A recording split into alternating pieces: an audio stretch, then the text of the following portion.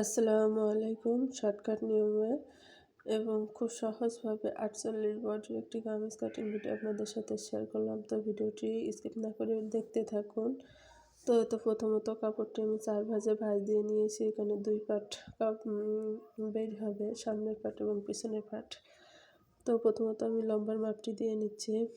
তো এখানে আমার ৪৫ ইঞ্চি লম্বা, তার জন্য এখানে আমি ৪৫ ইঞ্চিতে দাগ দিয়ে নিচ্ছি। এখানে আমার ৪৩ ইঞ্চি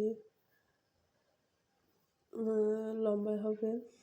তো লম্বার মাপটি দিয়ে নিয়ে এখানে আমি ফুটের মাপটি নিয়ে নিলাম। এখানে ফুটের মাপ আছে ৬ ইঞ্চি এবং ফুট ডাউন দিয়েছি ৬.৫ ইঞ্চিতে।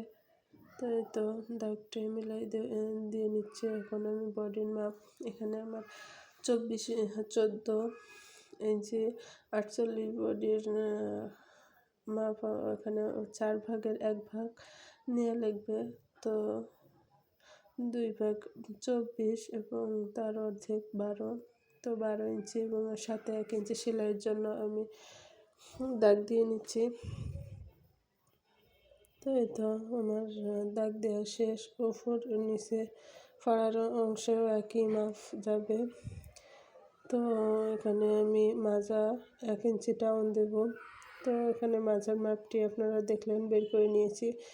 আপনার মহড়ার মাপের থেকে আপনার ফাড়ার যে মাপ ১৫ ইঞ্চি, এখান থেকে অর্ধেক নিলেই মাজার মাপ বের হয়ে যাবে। তো এখানে আমি চড়ার মাপটি নিয়ে নিলাম। চড়ার মাপটি এখানে আমার নিয়ে সাথে সেলাইয়ের জন্য ১ ইঞ্চি করে কাপড় নেবেন। তো এই তো আমার এখন কাটিং করে নিচ্ছি। আপনারা একটু খেয়াল করলেই বুঝতে পারবেন কত সহজভাবে এটি কামিজ কাটিং করে ফেললাম। তো এই তো এখন আমি কাটিং করে নেব। এখানে আপনার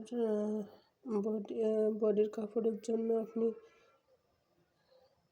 কাপড়টি যে ৪ ভাঁজ দেবেন, আপনার চওড়া কতটুকু রাখবেন সেই হিসাবে কামিজের ভাঁজটি দিবেন। তো এই তো আমার এখন আমি গলাটি কাটিং করে নেব। এখানে প্রথমত আমি সামনের গলাটি কাটিং করে নিচ্ছি। এখানে আমি ফুট গলা নিয়েছি ৩ ইঞ্চি এবং ডাউন দিয়েছি এখানে আমি ৬ ইঞ্চি। তো একটু রাউন্ড দিয়ে আমি গলাটি কাটিং করে নিয়েছি। এখানে আমি পিছনের গলাটি কাটিং করে নিচ্ছি। তো পিছনের গলাটি আমি ৩ ইঞ্চি ফুট ডাউন এবং ৩ ইঞ্চি ফুট গলা দিয়ে কাটিং করে নিলাম। তো আমার গলাটি কেমন হয়েছে দেখিয়ে দিলাম।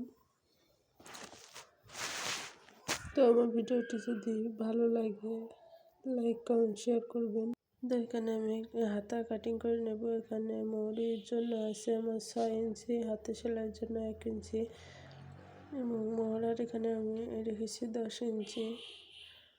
তো এই তো আমি কাটিং করে নিচ্ছি। ৩ ইঞ্চি ডাউন দিয়েছি।